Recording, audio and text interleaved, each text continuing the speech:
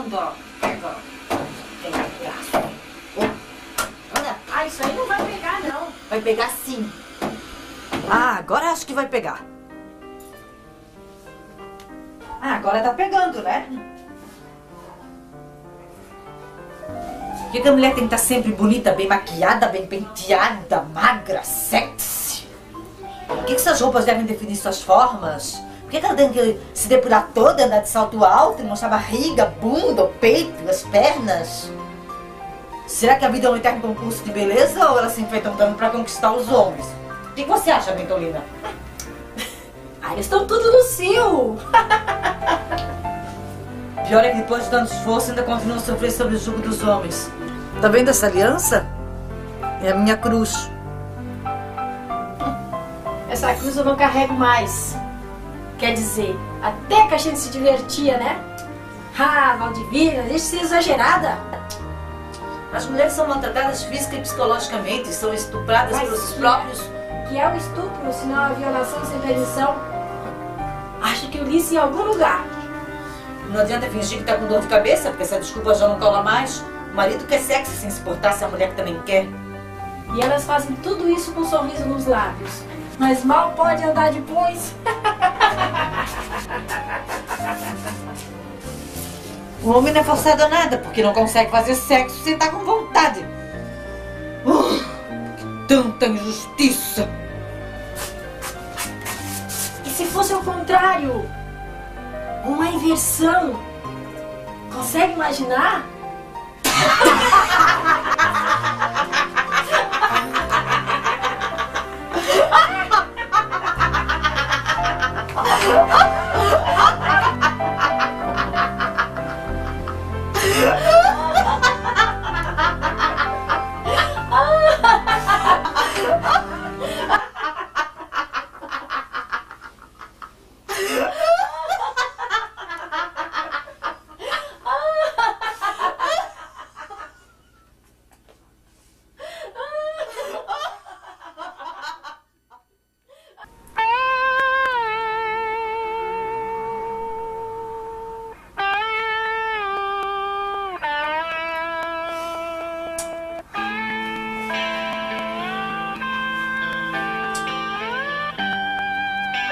Que saco!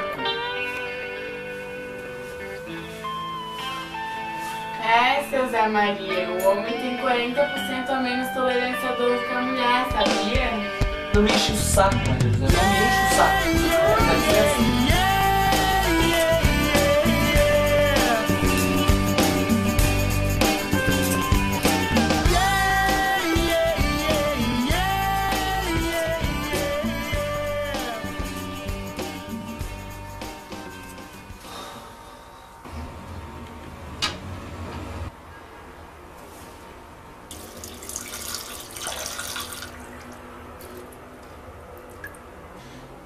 Droga!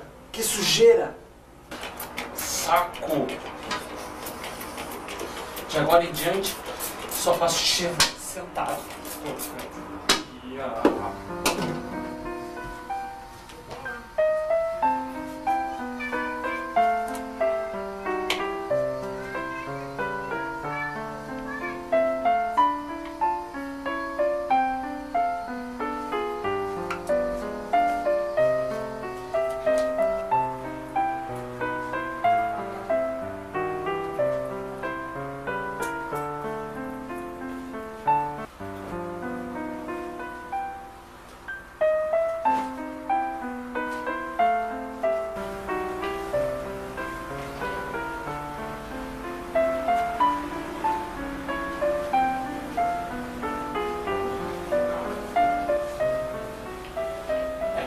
Acho que é esse.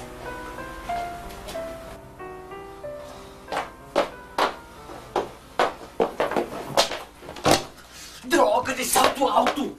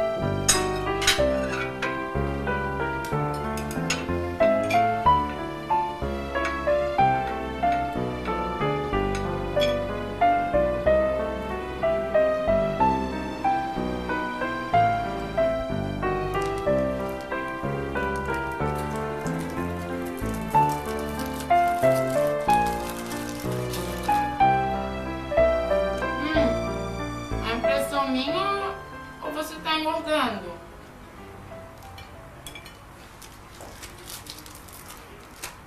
Claro que não, Maria José. Eu tô sarado. Aliás, tô perdendo a aula de ginástica. Dá licença. Não esquece de lavar a louça, hein, Zé Maria? Trabalhar.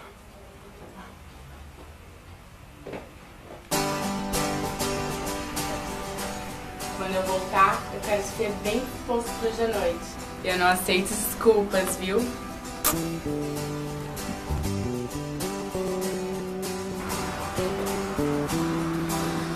Ai.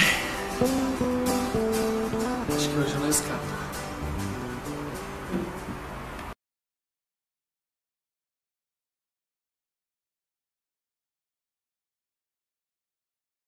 Quanto à questão hoje das relações homem-mulher, no processo histórico e vivencial, é uma visão, digamos, interdisciplinar, onde a gente tem que levar em consideração vários aspectos. A mulher, no passado, ela tinha um papel de menor, digamos, atuação dentro da sociedade.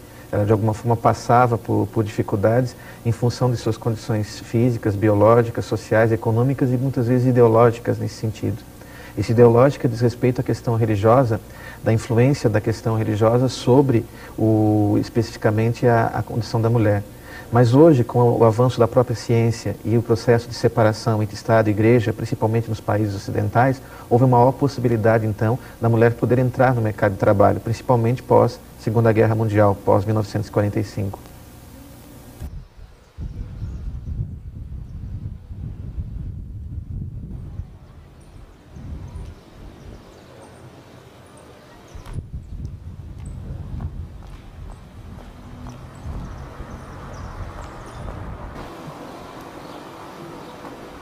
Só hoje eu já fiz 5 divórcios. Hoje, na sociedade contemporânea, a mulher enfrenta grandes dificuldades em relação a esse processo, porque o homem não conseguiu ainda acompanhar um pouco da mudança cultural da mulher, principalmente pós-Segunda Guerra Mundial. Existe um especialista, Dr. Luiz Cruchinir, ele é médico, psicoterapeuta do Hospital das Clínicas de São Paulo, e ele tem pesquisa e livros publicados, onde ele aponta no seu trabalho em clínica, né, que existe, de alguma forma, um distanciamento entre o nivelamento, digamos, de experiências culturais que a mulher vive, de classe média alta no Brasil, e o homem de classe média alta. O que quer dizer isso em relação? É que praticamente no consultório dele ele atende advogados, juízes, médicos, profissionais de várias áreas do conhecimento que reclamam muitas vezes que as mulheres, por exemplo, estão reivindicando coisas hoje que os seus, digamos assim, na época dos seus pais e avós não teriam. Tipo, desde aquela reivindicação básica na questão da divisão da educação dos filhos, na divisão das tarefas de casa, na questão das fantasias sexuais. Todo esse processo, basicamente, ele faz com que se crie esse desnivelamento. Então, a grande reivindicação por parte dessas pessoas que são clientes do Dr. Cruchinir é justamente perguntar, poxa, o que está acontecendo, doutor? Né? E o que está acontecendo, que o Dr. Cruchinir aponta nos seus dados de pesquisa, que é esse desnivelamento cultural, porque a mulher avançou no sentido, digamos, não só em mercado de trabalho, mas no entendimento cultural do que é seu projeto de vida, das suas expectativas profissionais, afetivas, das suas fantasias sexuais, da sua meta em relação a educar os filhos, diferenciados nós, no caso dos homens, que estamos com uma dificuldade desse atraso cultural.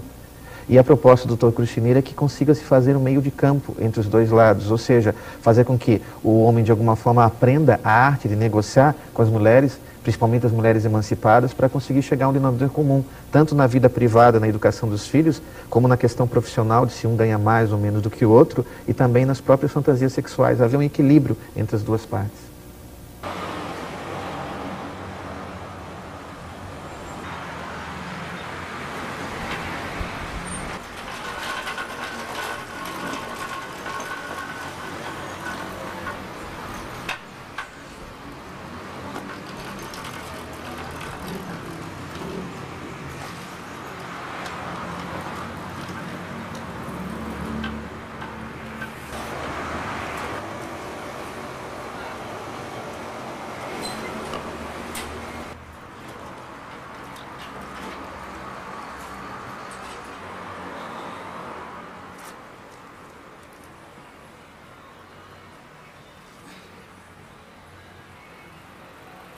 Até que ponto a mulher deve exigir igualdade de direitos?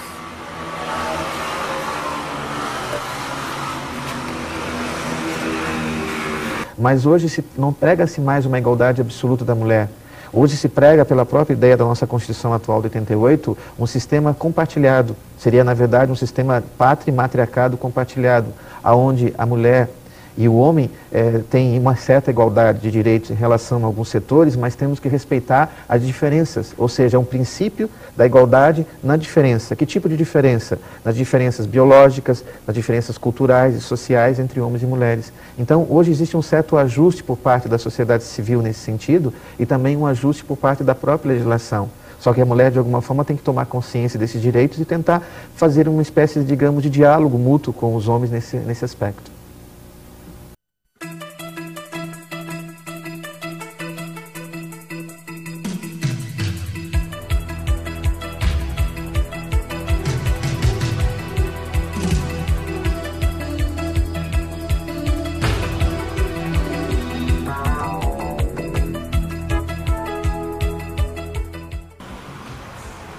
Mulher de personalidade forte, amedronta os homens. Hoje, justamente, a mulher tem mais condições, digamos, de reivindicar justamente seus direitos, porque houve uma evolução histórica, uma evolução econômica, social e até psicológica, como eu citei agora há pouco, na questão da Segunda Guerra Mundial, sua entrada no mercado de trabalho e seu retorno depois dos anos 60. Só que esse direito, digamos, da mulher reivindicar vai ter que passar por um amadurecimento por parte do homem nesse sentido. Esse amadurecimento diz respeito ao homem poder, no caso, como varão da espécie, né, como macho da espécie, poder se autoconhecer.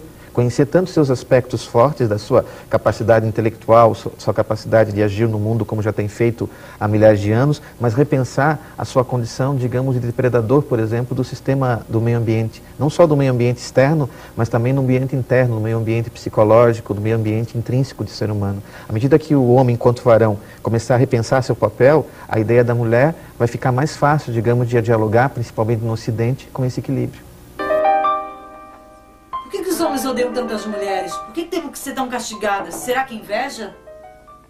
Em épocas passadas, né, principalmente no sistema, no começo da Idade Antiga, quando as primeiras civilizações formaram a sua estrutura da relação do casamento e da sua, digamos, união entre homem e mulher, do ponto de vista sexual e jurídico e religioso, a mulher, de alguma forma, estava condicionada por uma ideologia religiosa repressora, tanto no sentido do antigo politeísmo, como no sentido do atual monoteísmo. E o que colocava? Se colocava que a mulher, de alguma forma, ela tinha que colocar uma certa fidelidade ao homem, e que essa fidelidade ao homem era decorrente, digamos, de um afeto. Só que na prática, nunca se foi cobrado naquele momento histórico da Idade Antiga, dos povos egípcios, dos povos gregos, dos povos romanos, de demais povos do nosso Ocidente e também alguns povos do Oriente, a ideia, digamos, da fidelidade do ponto de vista socioafetivo. A fidelidade estava colocada naquele momento antigo como uma fidelidade do ponto de vista socioeconômico, não socioafetivo.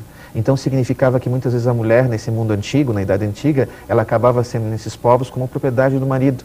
Então se colocava toda uma regra religiosa e jurídica, que estavam juntas, fundidas naquele momento, para de alguma forma disciplinar o corpo da mulher. E isso de alguma forma dificultava o quê? Dificultava que a mulher pudesse ter essa percepção. Hoje, o que a mulher consegue fazer? Hoje a mulher, de alguma maneira, tem a condição de reivindicar esse espaço, porque desde o século XVII houve a separação na Europa Ocidental e depois chegou essas Américas entre Estado e Igreja. No Brasil, essa separação ocorreu em 1891, com a primeira Constituição republicana, né, onde nós iniciamos a separação, digamos, do Estado, o Estado laico, com a Igreja Católica Romana, que na Constituição de 1824 era como religião oficial. Então, desde 1891, nós não temos uma religião oficial no Brasil. Com essa separação de Estado e Igreja, a mulher pôde reivindicar melhor seus direitos, inclusive esse direito da questão de poder ter direito ao orgasmo. O direito ao orgasmo não é só um direito biológico ou essencialmente um direito social. É também social, biológico, mas também ele é econômico e psicológico, porque ele vai ter essa interface, digamos, de trabalhar essa estrutura. Só que hoje não mais tanto focando o econômico, como era antigamente, que a mulher tinha que fazer o orgasmo masculino. Mas hoje o orgasmo, no sentido de que a mulher poder, de alguma forma, ter uma atitude psicopolítica, de reivindicar essa atitude e ser respeitada para isso, principalmente nos países ocidentais, diferenciado dos países do Oriente Médio ou dos países islâmicos, que é onde há a união ainda entre Estado e Igreja. Oi, príncipe, tudo bem? Que penada! Eu não gosto mais de ti. Eu vou bater em você. Tá. Só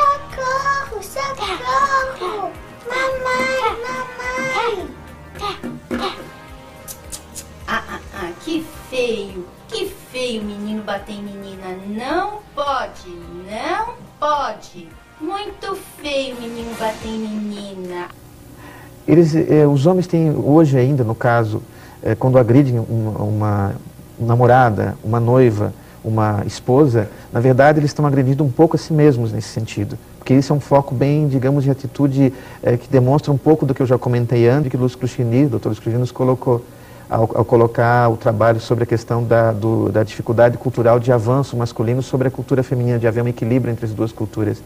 A violência doméstica, às vezes, é fruto um pouco, não só da ignorância do ponto de vista do conhecimento técnico, mas da dificuldade de você assimilar que a mulher no Ocidente, principalmente, onde há separação entre Estado e Igreja, que a mulher pode, de alguma maneira, amadurecer nesse aspecto. Aonde, de alguma maneira, ela pôde amadurecer e ter esse espaço de amadurecimento, basicamente, ela, de alguma maneira, pôde avançar para poder, de alguma forma, sofrer essa violência, sim, mas poder ter o direito de ir numa delegacia de mulheres e denunciar. É claro que para uma mulher, por exemplo, de classes populares que não tem acesso à escolaridade formal, de uma sala de aula, vai ser difícil ela manter isso porque ela precisa do sustentáculo do marido para poder se manter. Mas uma mulher que já é emancipada, que já tem uma faculdade, que já pertence a uma classe média, tem condição de denunciar essa violência numa delegacia de mulheres e podendo recomeçar a sua vida, não dependendo exclusivamente do homem para isso.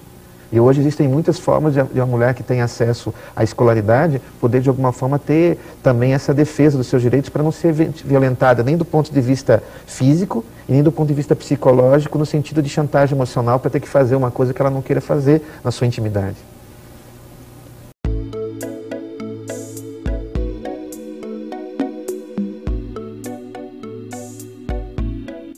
Antigamente, muito antigamente, as mulheres eram endeusadas pelos homens.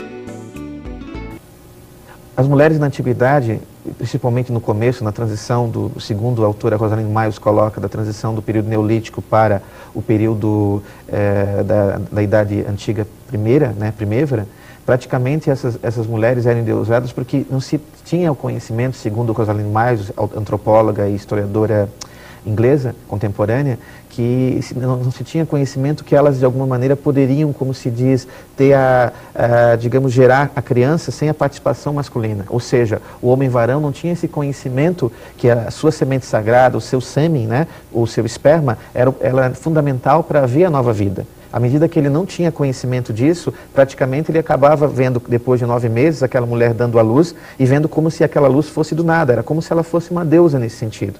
A partir do momento que ele não tinha conhecimento do que era ser pai, porque não sabia seu papel na reprodução sexual, praticamente ele colocou a mulher na posição de deusa. Isso no período da transição da vida nômade para a vida agropastoril, no início da Idade Antiga. Quando começa a se colocar lá pelo período de 4000 a.C., onde vai se firmar a vida agropastoril e já iniciar as primeiras tradições de origem monoteísta, o que vai ocorrer? Nesse momento específico, em 4000 a.C. aproximadamente, segundo Rosalind Miles, o homem vai descobrir através da domesticação dos animais domésticos, a domesticação, e através da agricultura, que praticamente a importância do sêmen, a importância, digamos, da semente masculina na reprodução. Como é que ele consegue observar isso? Ele observa isso, basicamente, a partir do momento que ele vê os animais tendo relações sexuais e depois de um período daquele coito que há na relação sexual animal, há um novo ser. Então ele associa o papel, digamos, do macho da espécie com a fêmea. Esse tipo de associação fez com que a mulher pudesse perder um pouco o seu foco de endeusamento e o homem começou a se endeusar, se colocando que agora ele também era o Deus, agora ele também era divino e agora ele também tinha poderes, porque precisava da semente dele para poder ver a reprodução sexual. Por isso que as mulheres, de alguma maneira, eram endeusadas. À medida que o varão da espécie conseguiu descobrir que participava da reprodução sexual, esse endeusamento foi gradativamente diminuindo. E essa diminuição chegou ao auge na Idade Média, com o catolicismo romano na Europa Ocidental, no momento que colocou a mulher, digamos, como pecadora, como responsável por todos os males da humanidade. Aí nós temos aquele famoso mito do pecado original. O que seria esse mito do pecado original?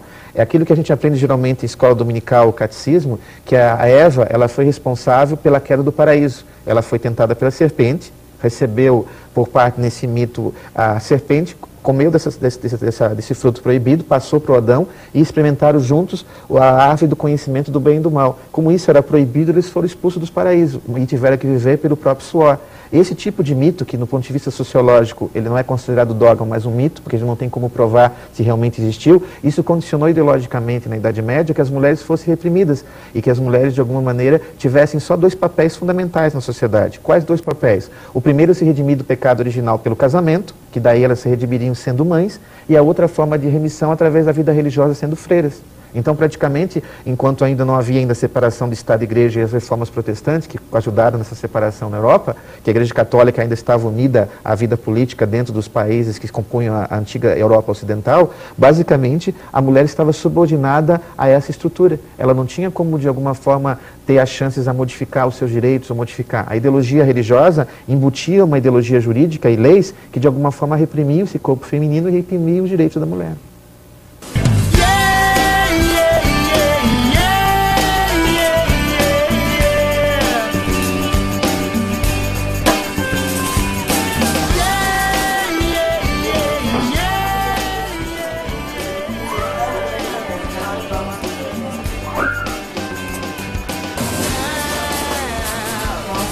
Tudo mais caro, né? Na caixinha.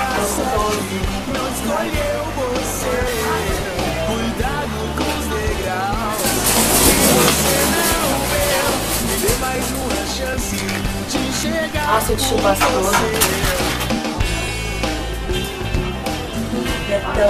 Eu não sou um objeto. Eu sou um ser humano, eu tenho sentimentos. Tá estressado, né? Vem cá, vem. E a brisa esfria o meu coração, me devolva a alegria, me mostre o caminho. Creio que o homem, no caso, que tem uma atitude, no caso, heterossexual, ele tem uma grande dificuldade realmente de interagir dentro do universo feminino. Porque é o fato de você, por exemplo, como algumas autoras dos anos 70 procuraram um homem sensível, e agora estão se falando em metron man ou metro homem, praticamente é uma, digamos, uma figura de linguagem para dizer que o homem precisa aprender a negociar.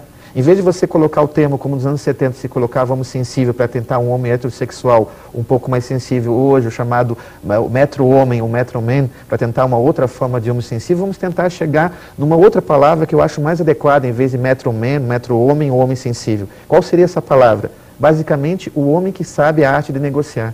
Ou seja, como nós não estamos vivendo num país islâmico, como acontece com o Irã, com o Iraque, onde Estado e Igreja estão juntos e as mulheres ainda são reprimidas, nós estamos vendo no Ocidente que a legislação permite isso, nós temos que aprender a negociar se nós queremos, por exemplo, como homens heterossexuais, casarmos ou nos unirmos ou namorarmos com uma mulher emancipada.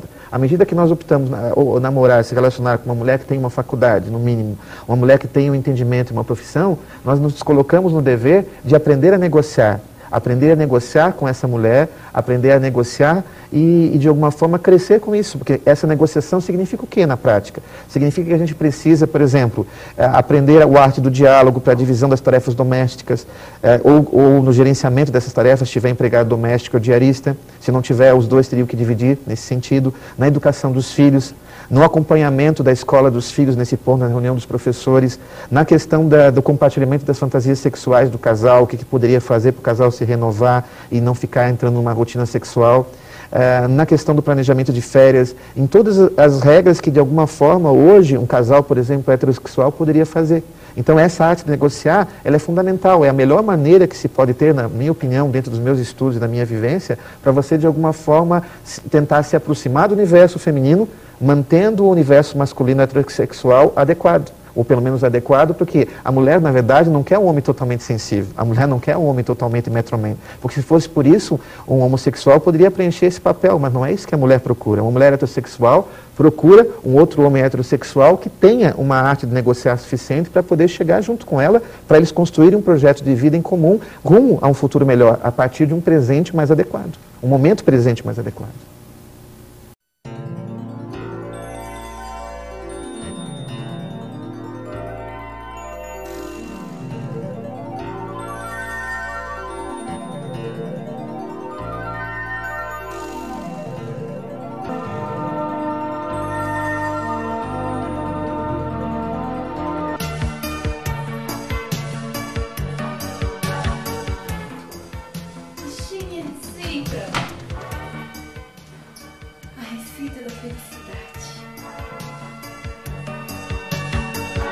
Eu creio que o mais importante nesse sentido é que o ser humano perceba que ninguém é perfeito. Existe uma necessidade muito grande de um projeto construído no mundo ocidental, principalmente no romantismo do século XIX, de buscar um amor perfeito, uma relação perfeita. E hoje, a própria globalização, hoje com os meios de comunicação, nos coloca uma espécie de sonho de consumo que nós teríamos que ter o carro perfeito, a mulher perfeita, o emprego perfeito, a vida perfeita. Nós somos imperfeitos, até as máquinas que nós, como seres humanos, elaboramos, também são imperfeitas. E a partir dessa imperfeição é que nós temos que trabalhar a descoberta das coisas novas. A descoberta das coisas novas não está pontuada num objetivo longe de você. A descoberta das coisas novas está pontuada no cotidiano, naquela relação que você vive mulher no dia a dia com as pessoas. Essa relação em mulher no dia a dia, seja num amor, numa paquera, num casamento e numa relação de amizade, é que vai construir essa modificação e a possibilidade de construir um futuro melhor para nós, como homens, varões, nesse sentido, e também para as mulheres que desejam esse entendimento, esse desenvolvimento nesse sentido.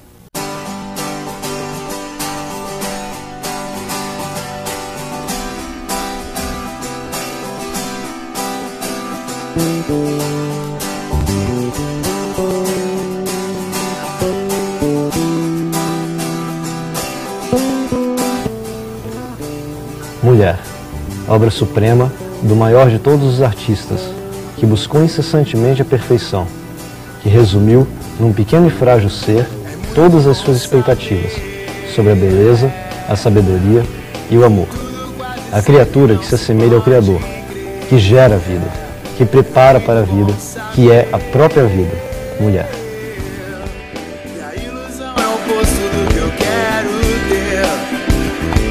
Você não faz o que me traz prazer e paz.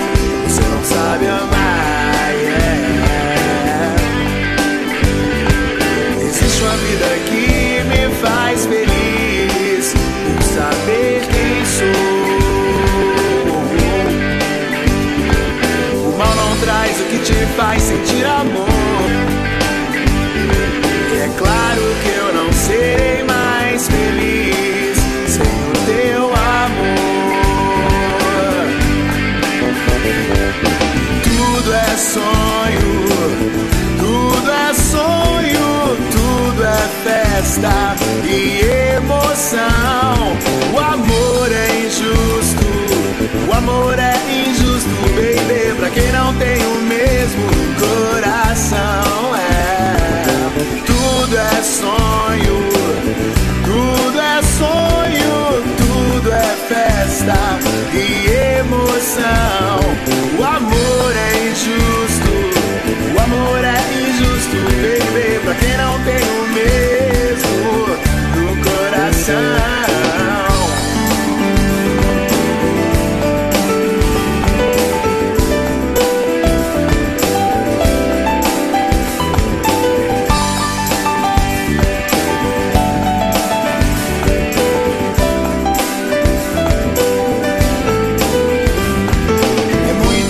Saber que tudo quase sempre não se pode crer. É muito bom saber que a ilusão é o oposto do que eu quero ter. Você não faz o que me traz prazer e paz. Você não sabe